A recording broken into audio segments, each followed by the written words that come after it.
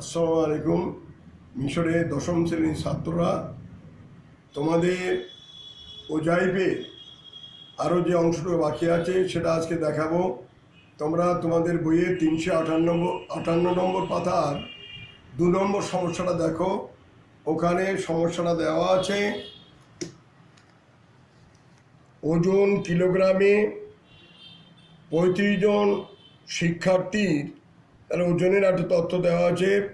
38-এর কম ওজন এমন শিক্ষার্থীর সংখ্যা 0, 40-এর কম এমন শিক্ষার্থীর সংখ্যা হচ্ছে 4, 42-এর কম হচ্ছে 6, 44-এর কম হচ্ছে 9, 46-এর কম হচ্ছে 12, 48-এর কম হচ্ছে 28, 50-এর কম হচ্ছে 32 এবং 52-এর কম হচ্ছে 35।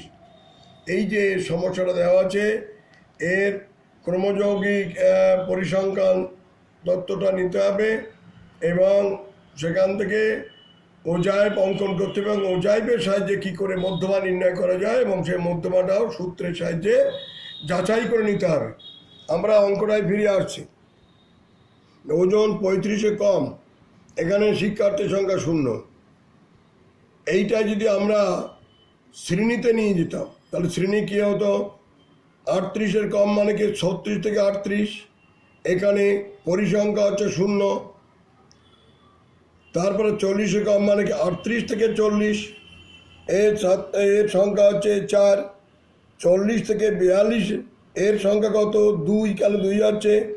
এটা তো 42-এ কম মানে কি একদম সেই 0 থেকে শুরু করে 42 পর্যন্ত যাবে, তাহলে 6 আছে, তাহলে এর মধ্যে 40-এর এই 4টা বাদ যাবে, তাহলে কি আছে? 6 বিয়োগ 4 মানে 2। তাহলে এই শ্রেণীটা তৈরি হবে 42 থেকে 44, এই শ্রেণীর পরিসংখ্যা হবে 9 বিয়োগ 6 বা 3। তারপর এটা হবে 44 থেকে 46 শ্রেণী, তার পরিসংখ্যা হবে কত? 12 বিয়োগ 9 মানে 3। তারপরে এই শ্রেণীটা তৈরি হবে 46 থেকে 48, এখানে তার পরিসংখ্যা হবে 28 বিয়োগ 12 মানে 16।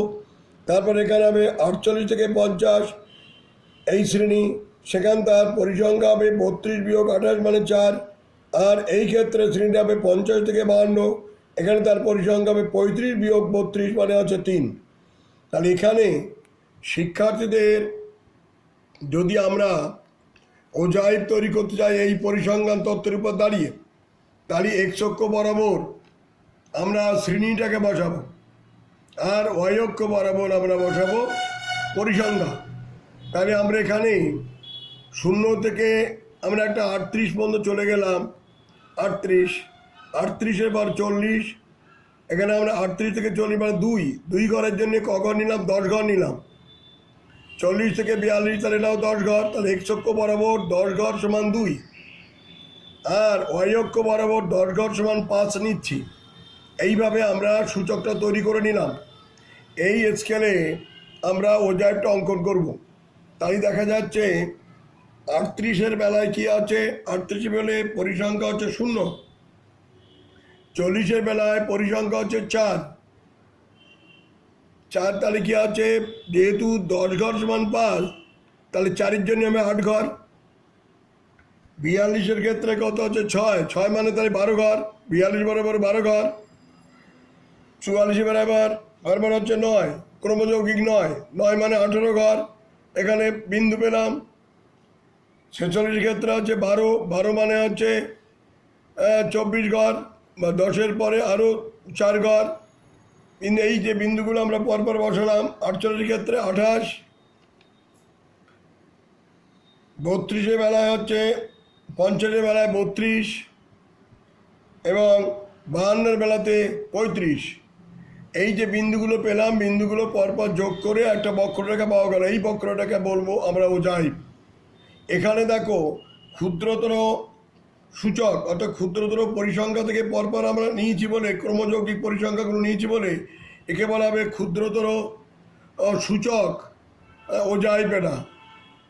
এইবার দেখো এই ওজাইবের মাধ্যমে যদি আমরা মধ্যমা নির্ণয় করতে চাই, তাহলে পরিসংখ্যার এক্ষেত্রে কি আছে? মোট আছে 35, তার অর্ধেক কত হচ্ছে? 35/2 মানে 17.5। তাহলে পরিসংখ্যা 17.5 বরাবর অর্থাৎ কোটি 17.5 নিলে এই ওজাইবটার ভুজ কত পাওয়া যাবে সেটি আছে মধ্যমা। তাহলে 17.5-এর ক্ষেত্রে গেলে ওজাইপের আমরা এই জায়গায় বিন্দু পাচ্ছি, সেই বিন্দু থেকে যদি আমরা লম্ব টানি তাহলে কোটি মানে ভুজ পাবো। এখানে পাচ্ছি ভুজটা, এখানে পাচ্ছি, এখানে হচ্ছে 46 এটা 48, দেখা যাচ্ছে এর মাঝখানে কত হচ্ছে 46.69 হচ্ছে, এইটা হচ্ছে মধ্যমা, এই ভুজটা হচ্ছে মধ্যমা। তাহলে আমরা এবার সূত্রে যাচাই করে দেখি, এন হচ্ছে 35, n/2 আছে 35/2 মানে 17.5। তাহলে এইবার এই 17.5টা কোথায় আছে? 17.5টা দেখো, 17.5 হচ্ছে এই যে 12-র পরে 28, তাহলে এর মধ্যে রয়েছে এই শ্রেণীটার মধ্যে আছে 17.5। এই শ্রেণীটা কোথায় আছে? 46 থেকে 48, 46 থেকে 48-এর মধ্যে রয়েছে। তাহলে এর নিম্ন সীমা কি? 46। তাহলে এন হয়ে গেল 46, আর এন হলো 46, n/2 আছে 17.5, CF কী হবে? তাহলে এই শ্রেণীর আগের যে ক্রমযৌগিক পরিসংখ্যা সেইটা হচ্ছে CF। CF মানে হচ্ছে কিউমিউলেটিভ ফ্রিকোয়েন্সি। তাহলে এখানে কিউমিউলেটিভ ফ্রিকোয়েন্সি কত? 12। আর এইচ হচ্ছে এখানে কত? 2 ঘর করে তফাৎ হচ্ছে, 38 থেকে 40, 40 থেকে 42 মানে 2 করে তফাৎ। তাহলে মানগুলো আমরা বসাই। মধ্যমার সূত্র অনুসারে L = n/2 - CF by F into H. এই এফটা কি? এফটা হচ্ছে 17.5 যে শ্রেণীতে আছে সেই শ্রেণীর মধ্যমা, সেই শ্রেণীর পরিসংখ্যা। তাহলে 17.5 আছে কোন শ্রেণীর মধ্যে আছে? এই শ্রেণীর মধ্যে আছে, এই শ্রেণী। তাহলে ফ্রিকোয়েন্সি কত হচ্ছে? 16। তাহলে এফ হচ্ছে 16। তাহলে আমরা মানগুলো বসাই। তাহলে এখানে এল-এর পরিবর্তে 46 যোগ n/2 মানে 17.5 বিয়োগ CF মানে 12, নিচে এফ কত? 16 গুণ 2, তাহলে 2 আর 16 কাটলে 8, আর এরপরে কত? 46 যোগ এটা বিয়োগ করলে 5/8, 5/5কে 8 দিয়ে ভাগ করলে হচ্ছে 0.69। তাহলে 46 যোগ 0.69 মানে 46.69।